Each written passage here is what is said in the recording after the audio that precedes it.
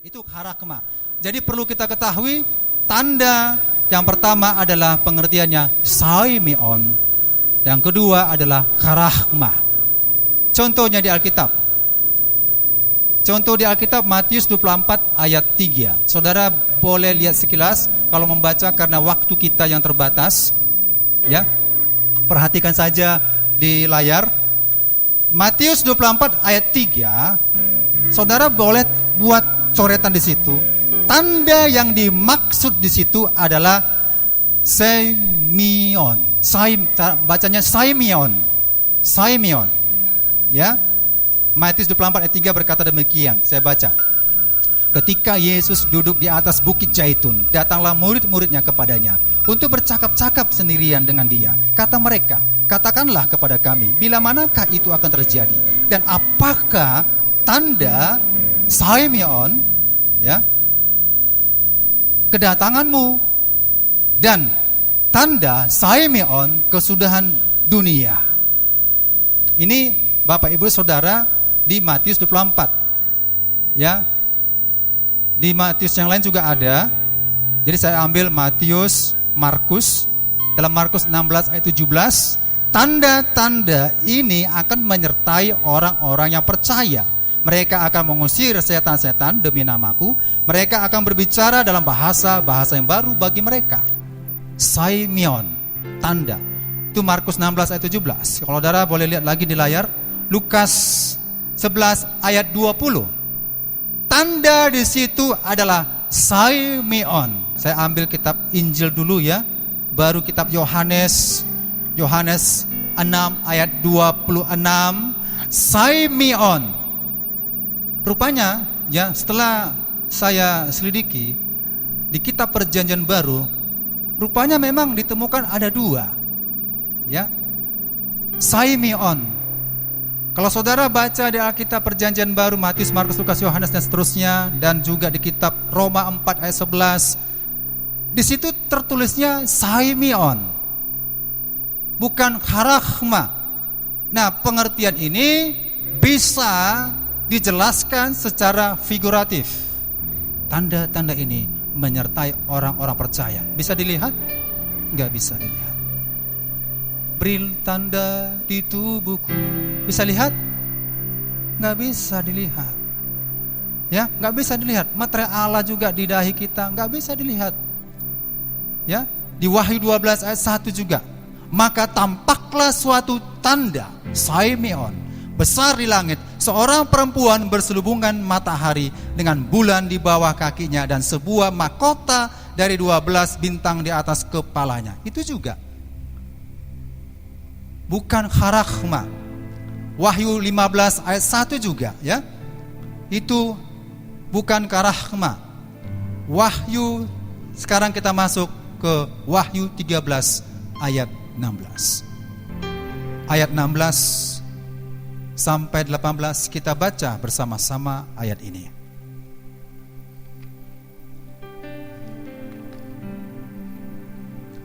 Silakan kita baca 1, 2, 3 ya.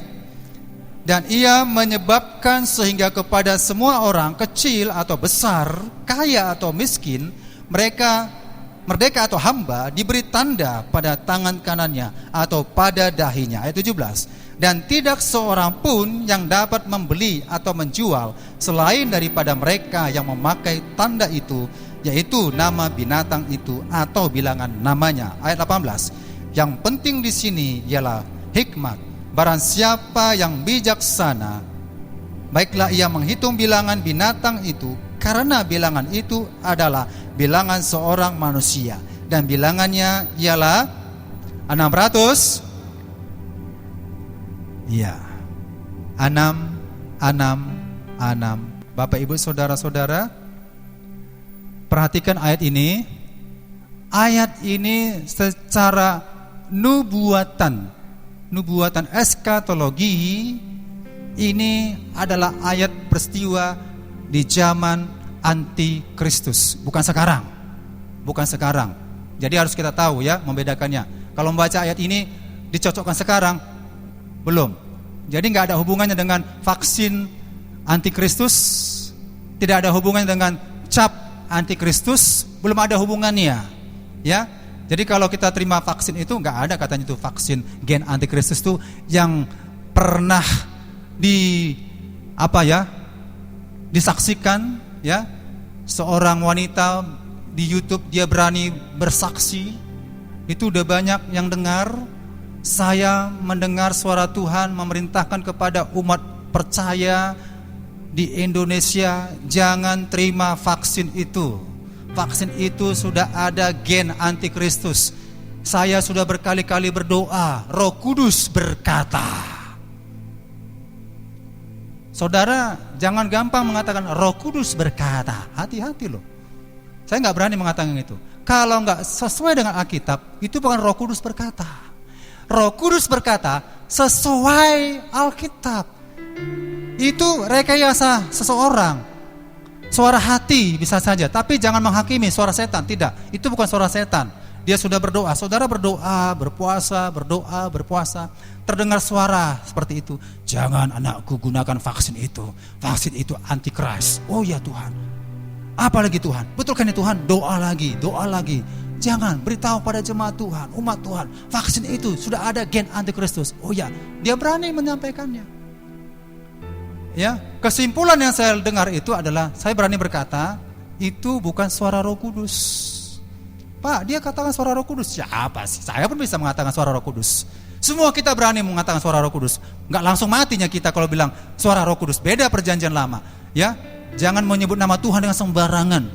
Enggak jadi apa yang dikatakannya rajam sampai mati, kan begitu. Kalau sekarang gampang-gampang saja. Ada hamba Tuhan berkata begini, dalam mimpiku aku bercumbu dengan Roh Kudus. Ini dalam pengajaran loh. PA. Didengar. Ini pendeta yang luar biasa kalau kita saudara tahu kenal namanya, ya. Nah, dia katakan begini, aku bercumbu dengan Roh Kudus. Roh Kudus itu menjadi istriku. Maka lahirlah anak kami. Tetapi kepalanya benyok. Kepalanya benyok artinya ya, ada nggak normal begitu. Dan itu di depan istri saya. Ini hamba Tuhan, mimpi. Saudara kalau mimpi, boleh mimpi. Cocokkan Alkitab. Kalau nggak cocok, jangan ceritakan. Jangan ceritakan. Hati-hati. Ya, itu membuat bingung. Apalagi hamba Tuhan ini. Aku bermimpi dan dia nafsirkan begini. Saudara-saudara, kalau kita bercumbu kepada Tuhan, maka akan melahirkan jiwa-jiwa. Tapi jiwa-jiwa itu masih kanak-kanak, masih cacat, perlu diperhatikan. Nyambung gak itu? Kalau saya mendengarnya itu gak nyambung.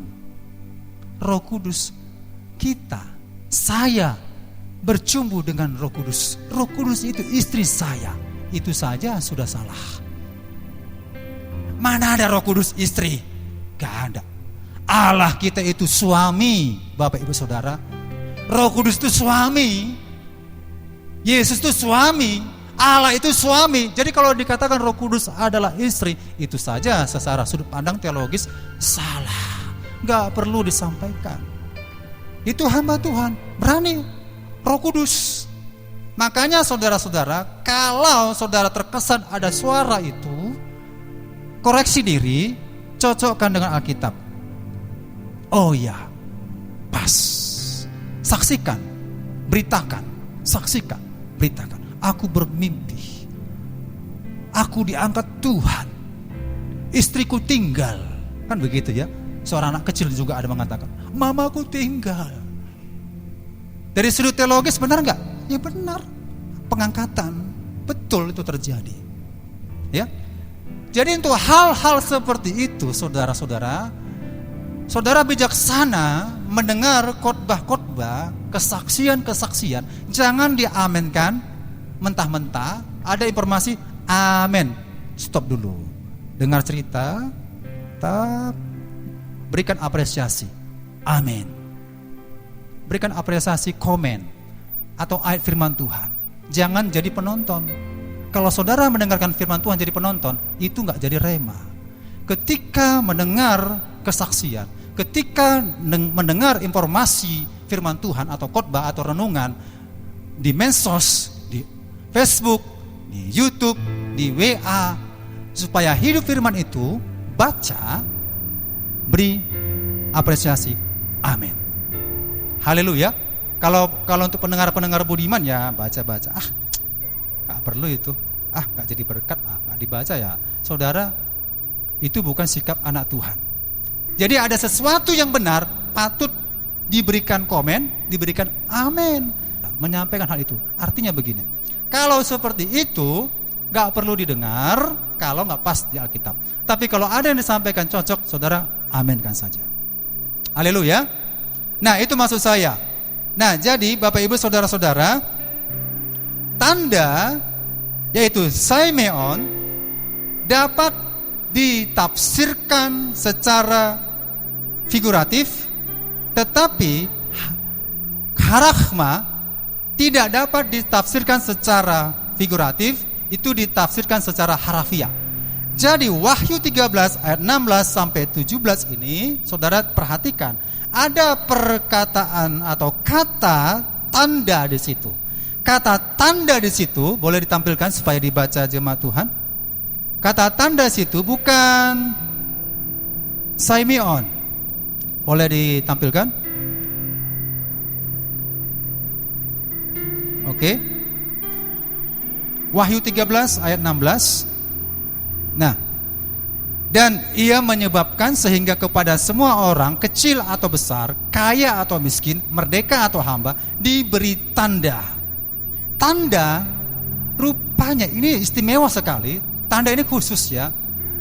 Tanda di situ rupanya dalam bahasa Yunani charagma.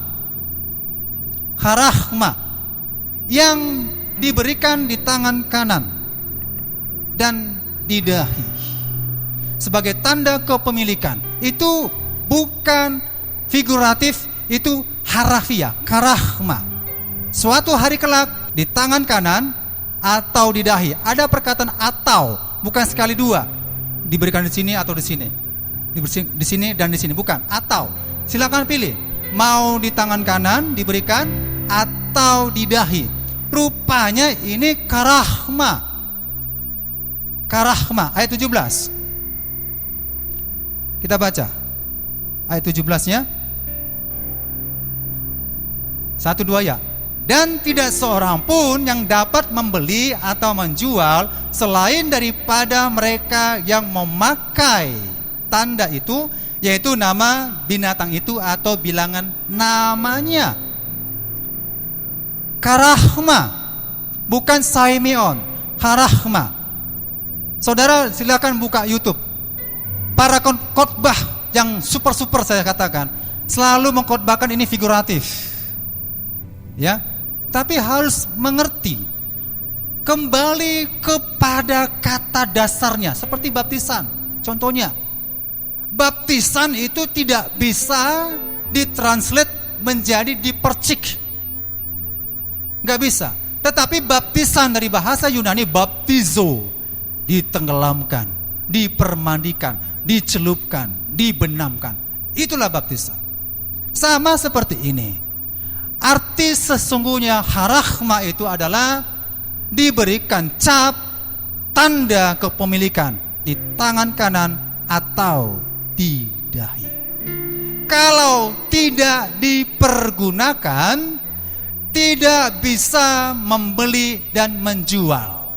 Rupanya Rasul Yohanes melihat masa depan. Di masa depan itu ada transaksi non tunai, gak ada uang. Karena yang dilihat oleh Yohanes transaksi menggunakan tanda, tidak menggunakan uang. Ini menunjukkan suatu hari kelak perekonomian dunia secara global menjadi satu pemerintahan, satu penguasa, satu agama.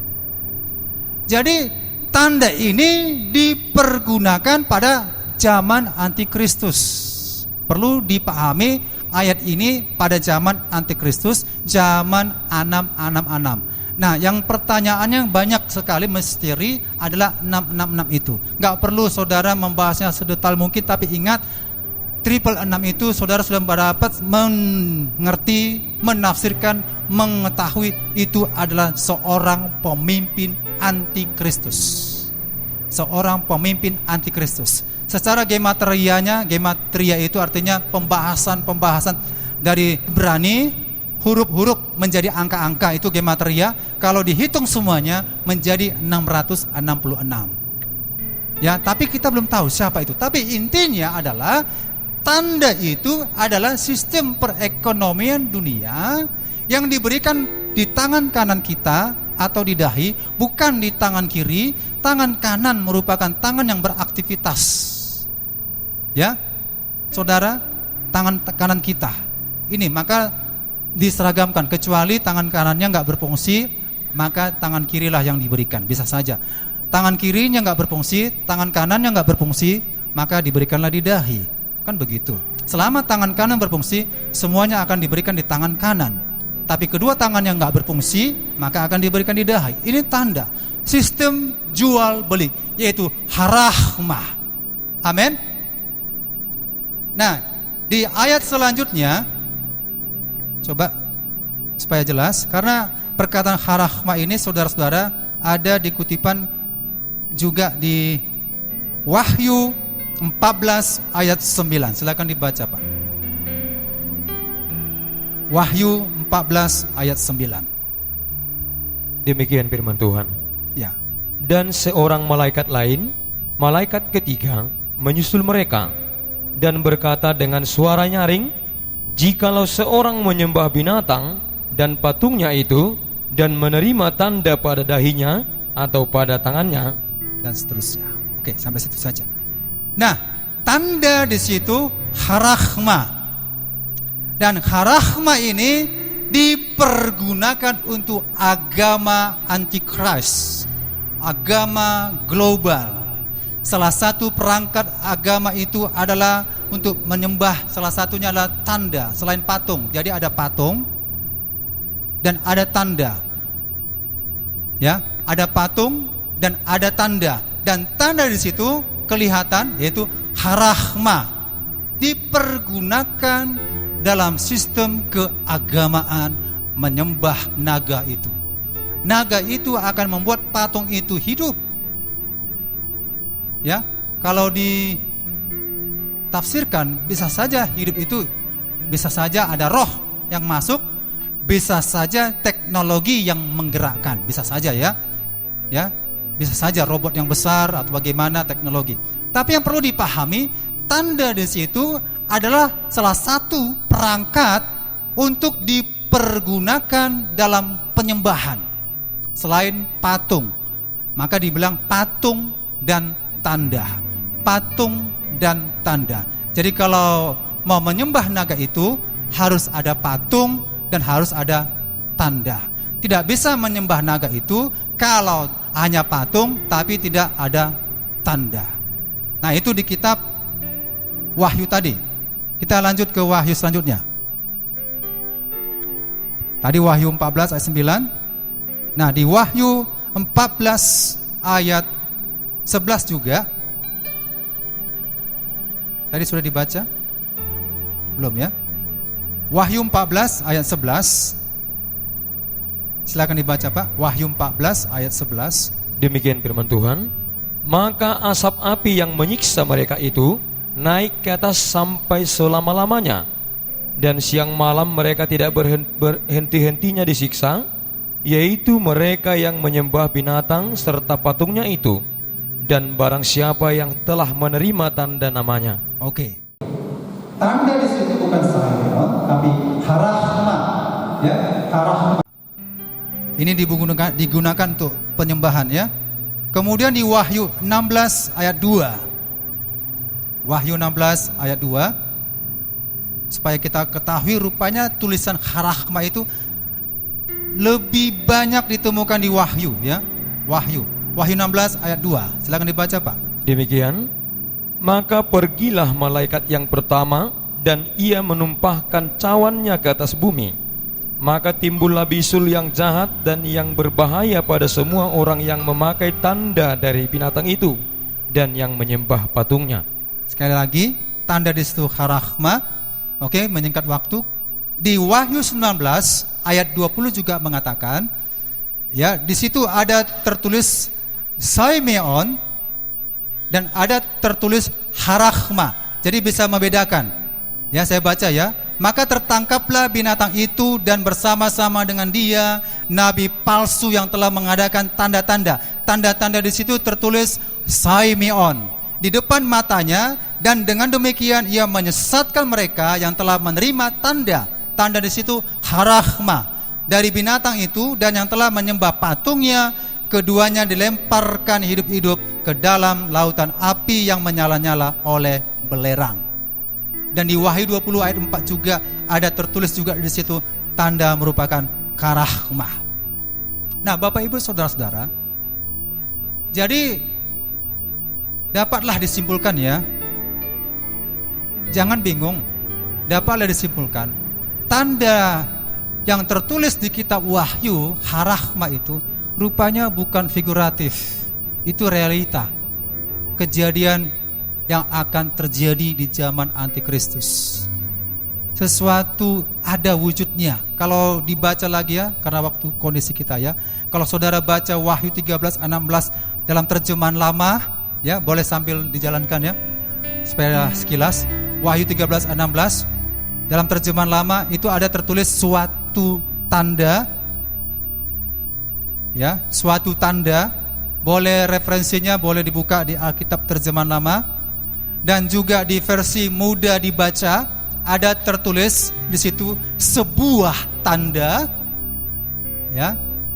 Versi mudah dibaca sebuah tanda, dan juga Alkitab yang terbuka Wahyu 13:16 di situ dikatakan satu tanda. Next, satu tanda. Nah, jadi kalau dikatakan satu tanda, sebuah tanda, suatu tanda, ini secara harafiah menunjukkan ada bendanya. Tidak bayang-bayang, tidak samar-samar, tidak buram, tidak blur, tidak kabur, tapi jelas. Jelas ya, yang dimaksud itu suatu tanda, suatu kertas, satu handphone bisa dilihat ya.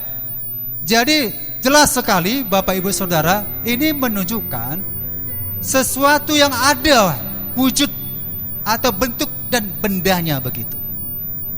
Berarti memang tanda itu betul ada. Betul ada. Dan tanda itu merupakan hasil teknologi. Pengetahuan manusia semakin bertambah-tambah. Jadi kalau ada mengatakan ini figuratif, dia tidak mengakui teknologi. Saudara-saudara, satu hari kelak teknologi ini akan ditanamkan dalam tubuh kita. Ya, cikal bakalnya dari KTP. KTP biasa dahulu diketik, biasa bisa dipalsukan, ya, KTP bisa dipalsukan. Kemudian muncullah KTP yang agak permanen. Kemudian muncullah KTP nasional. Kemudian muncullah KTP e-KTP atau elektronik KTP. Bapak Ibu Saudara, e-KTP ini akan dapat dipergunakan bukan hanya sekedar KTP, karena akan tertanam chip, ya, dan bisa dipakai sebagai ATM, bisa dipakai kartu belanja dan lain-lain. Kartu BPJS.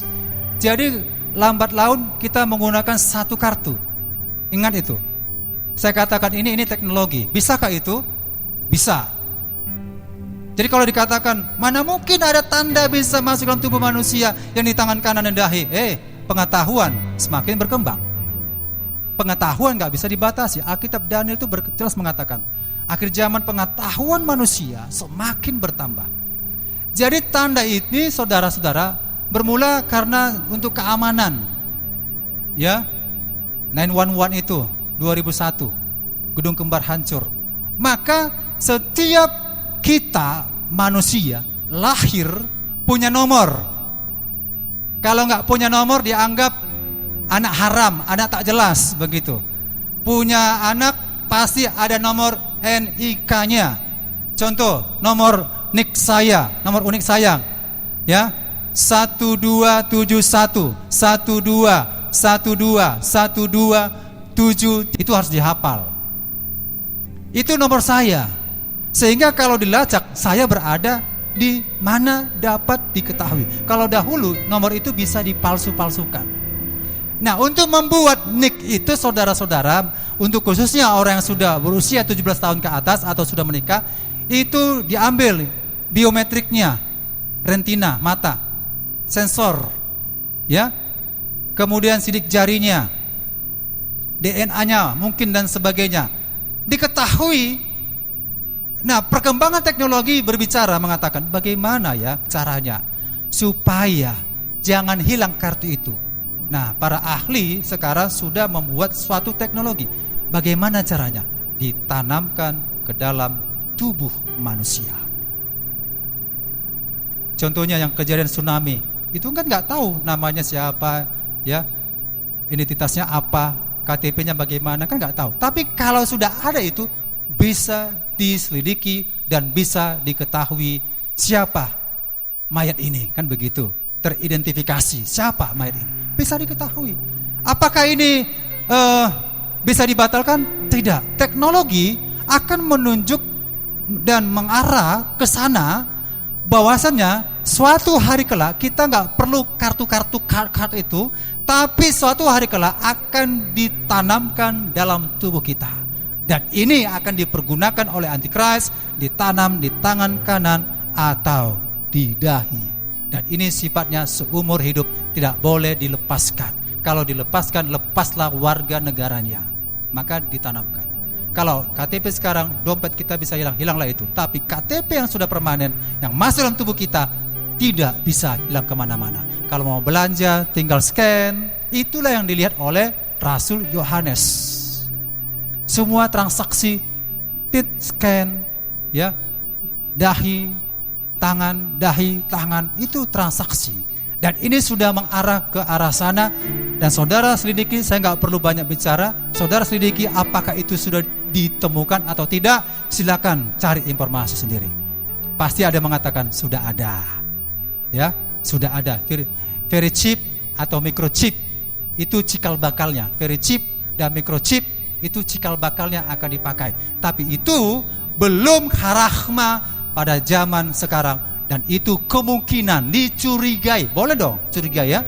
Boleh kita mencurigai teknologi ini mengarah kemana. Boleh juga kita mencurigai pemimpin Antikris. Kira-kira siapa ya? Boleh. Tapi belum langsung kita mengatakan itulah itu, karena belum terjadi pada zaman Antikris. Nah, saudara-saudara, tanda itu yang dipergunakan fungsinya apa saja? Tadi sudah disampaikan, ya. Tanda itu, saudara, fungsi yang pertama digunakan untuk transaksi jual dan beli, ya, suatu instrumen atau perangkat yang dapat dilihat. Kalau nggak dapat dilihat oleh mata, tapi bisa disensor oleh alat khusus seperti barcode, ya. Barcode, kalau kita belanja barang-barang, semua barang itu di barcode, dapat dibaca, dapat dilihat, disensor, diketahui. Itulah fungsinya, ya, sebagai sistem ekonomi transaksi. Kita belanja, Bu, Ibu belanja berapa? Sekian. Oke, bayar, Bu. Tinggal tangannya aja begini. Karena Bapak Ibu Saudara, berbagai negara sudah transaksinya non tunai, sudah mencapai 98%, ya. Indonesia belum lah. Kalau saya belanja di swalayan Irian sana, Marelan, gak pernah pakai uang tunai lagi, ya. Udah mungkin 2 tahun 3 tahun ini gak pakai uang tunai, pakai kartu saja. Tiba berapa, Pak, Bu? Kasih uang tuh, bukan kasih uang, kartu saja. Nah, kartu udah selesai, bawa barang, kasih kartu, gitu saja. Dan ini juga sistem jual beli, ya, akan juga demikian. Udah terpotong uang kita, tinggal pinnya aja, tit, potong. Nah, ini sistem ekonomi yang canggih, transaksi yang akan dipergunakan secara global, Oke ya. Nah, yang kedua, tanda itu dipergunakan untuk mendeteksi keberadaan kita, atau dalam bentuk seperti GPS, RFID gitu ya. Kemana keberadaan kita diketahui, karena sekarang sudah teknologi sangat luar biasa hebatnya ini ya saudara, internet.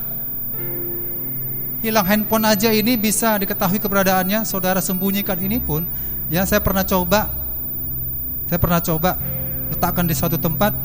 Nah, saya baca cara melacak handphone yang hilang, tinggal baca Google, cari cara-caranya, teknisnya, pakai laptop, tap, pijit aturannya, dan bunyi sendiri. Jadi kalau ini tinggal di Sunggal, saya bisa lacak di Marelan keberadaannya, nampak petanya langsung. Karena GPS, selama hidup GPS-nya ya, nampak petanya. Wah, rupanya berada di gereja hilangnya. Itu. Demikian juga tanda itu untuk mendeteksi kita. Kenapa dipergunakan Antikris? Karena dia mau sama seperti Kristus yang maha kuasa, yang maha tahu, tanda kutip, yang maha kuasa, yang maha tahu keberadaan kita. Dipergunakan demikian, tahu di mana kita berada. Mau di gunung, mau di hutan, mau di laut, mau di mana saja, tahu keberadaan kita. Tinggal mendeteksi saja dengan menggunakan alat yang canggih tersebut. Itu tanda yang dipergunakan. Kemudian tanda selanjutnya adalah merupakan meterai. Kalau sudah kita pakai itu, berarti sudah menjadi milik Antikristus. Nah, Alkitab jelas mengatakan bagi yang mau menerima, bagi yang menerima menjadi milik Antikristus, dalam bahasa Yunaninya lembano. Menerima itu ada aksi, aktif ya, sadar begitu dalam arti sebenarnya lambano, menerima. Jadi kalau kita menerima tanda itu, kita kondisinya sadar. Jadi kalau saudara dengar para khotbah nanti di YouTube ada mengatakan begini, kalau begitu tanda itu juga bisa ditanamkan kepada orang yang lagi tidur. Masukkan, lagi tidur, masukkan. Ya, jadi milik Antikris ya. Saya perhatikan ya, kalau pengkhotbah yang anti harafi ya, sering apa dia? Menyinggung-nyinggung. Sampai ada yang mengatakan gini, hoax itu, nggak betul itu katanya. Informasi microchip ini nggak betul itu. Ada yang mengatakan demikian. Ya, sudah kuno alat itu katanya begitu. Nah, ada yang mengatakan lagi, kalau dia pingsan dipasang. Ya enak aja, bisa aja katanya begitu. Siapa bilang? Lambano menerima itu, lambano itu dengan kondisi sadar. Kondisi sadar. Ya, saya menerima. Itu lambano. Seperti satu pasangan mempelai pria, mempelai wanita, saling berkata, saya menerima. Sadar. Kalau nggak sadar, nggak bisa diberikan tanda meterai itu. Dalam kondisi sadar, tinggal dua pengakuan, mau percaya kepada Tuhanmu itu, atau mau percaya kepada sistem pemerintahan ini. Diberikan aturan-aturan. Kalau Bapak Ibu menerima, diberikan fasilitas kesehatan, fasilitas makanan, semua diberikan. Kalau enggak diterima, akan masuk penjara, dianiaya, bahkan dihukum mati. Mana dipilih? Dengan sadar ya. Kalau orang yang berpikir takut dianiaya, dengan sadar dia mengatakan lambano, saya menerima. Lambano, itu Alkitab. Bukan enggak sadar. Jadi kalau ada katakan enggak sadar, salah tafsirannya.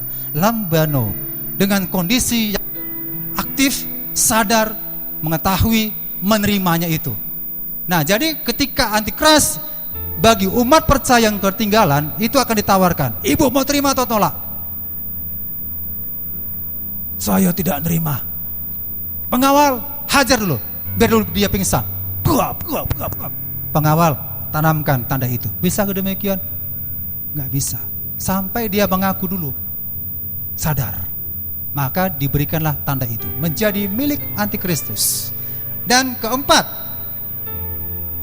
tanda itu merupakan media penyembahan. Ya, tadi sudah disampaikan patung dan tanda.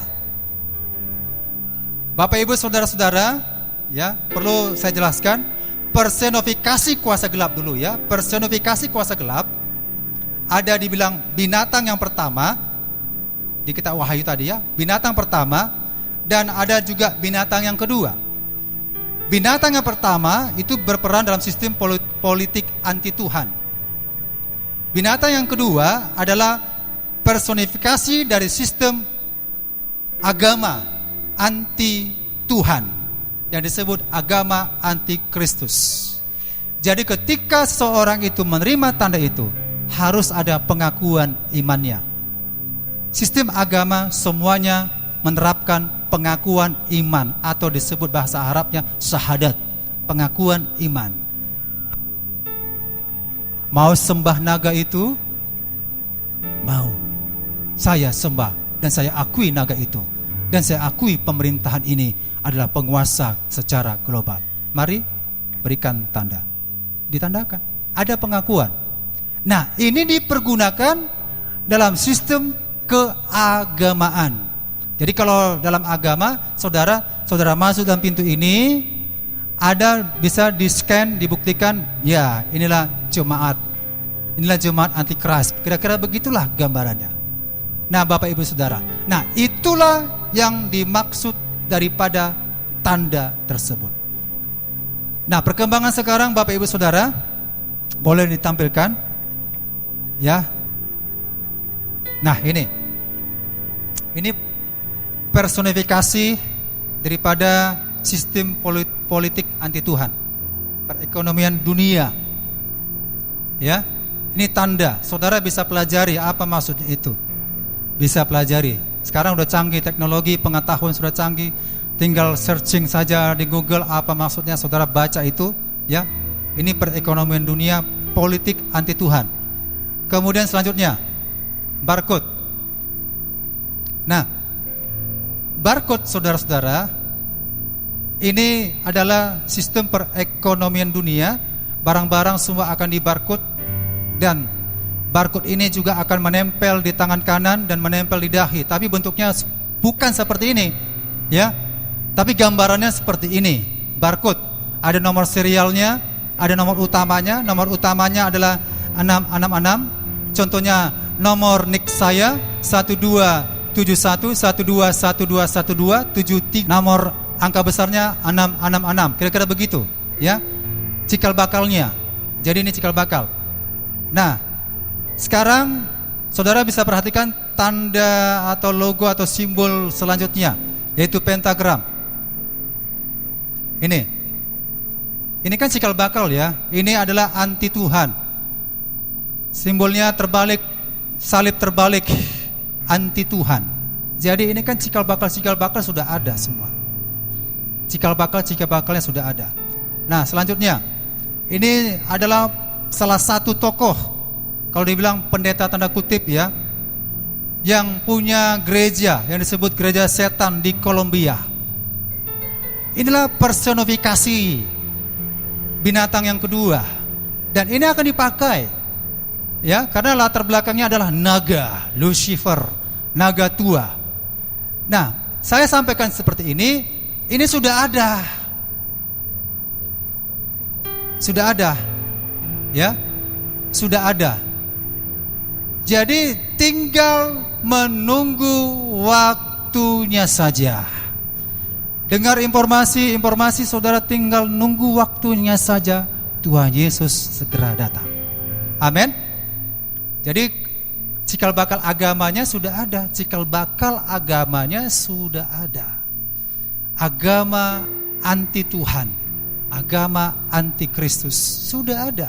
Tinggal nanti pada eranya nanti ini akan lebih berkembang dengan menggunakan sistem 666 dengan dicap di tangan kanan maupun di dahi. Bolehkah kita memakai ini, logo-logo ini, tanda-tanda ini? Boleh. Saya sangat miris mendengarnya. Ada salah satu pendeta mengatakan, gak apa-apa kalau kita pakai 666. Gak apa-apa kalau kita pakai kendaraan kita BK 666RH. Gak apa-apa kita memilih nomor 666. Itu kan artinya manusia yang belum sempurna, diciptakan pada hari ke-6.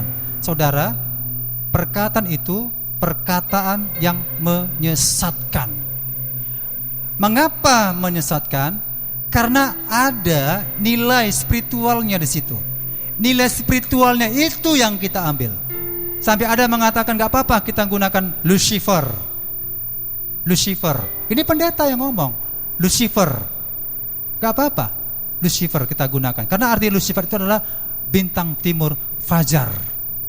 Ya, Lucifer juga kita juga dibilang bintang timur. Yesus juga dibilang bintang timur. Tetapi secara nilai spiritualnya kita sudah tahu itu siapa. Jadi kalau ada pengkhotbah mengatakan demikian, nggak apa-apa memakai ya angka 666 atau nama Lucifer, saudara ya jangan langsung mengaminkan, jangan direspon, jangan diterima. Itu menyesatkan. Karena kalaulah saya pakai secara tidak langsung, berarti saya mempromosikan. Ya, kalau saya pakai logo, boleh ya? Saya mempromosikan GBI. Orang udah tahu. Oh ya, GBI. Bukan sekedar salib saja, bukan, tapi mempromosikan. Ya. Kalau saya mempromosikan nama sekolah, logo-logo sekolah, itu mempromosikan. Tapi kalau ini dipromosikan, dikatakan tidak apa-apa, itu sudah ajaran yang menyesatkan. Bukan berarti begini. Contohnya saya, BK Repo saya 6. Ada 3 6-nya, ekornya 8. Orang mengatakan, Pak, BK-nya BK antikristus ya. Ya, tapi bukan saya sengaja. Tidak ada saya sengaja. Kalaupun itu kebetulan, tidak ada sengaja.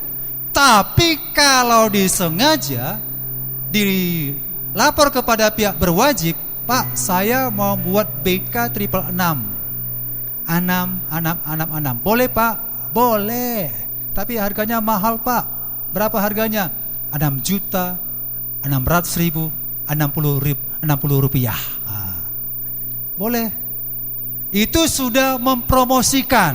Saudara, sampai kapanpun ini tanda seperti itu atau Shimeon itu tidak boleh kita pergunakan. Apalagi nanti zaman Antikris. Saya katakan, tidak semua orang diangkat Tuhan. Tuhan hanya mengangkat mempelai yang bijaksana. Pasti ada ketinggalan.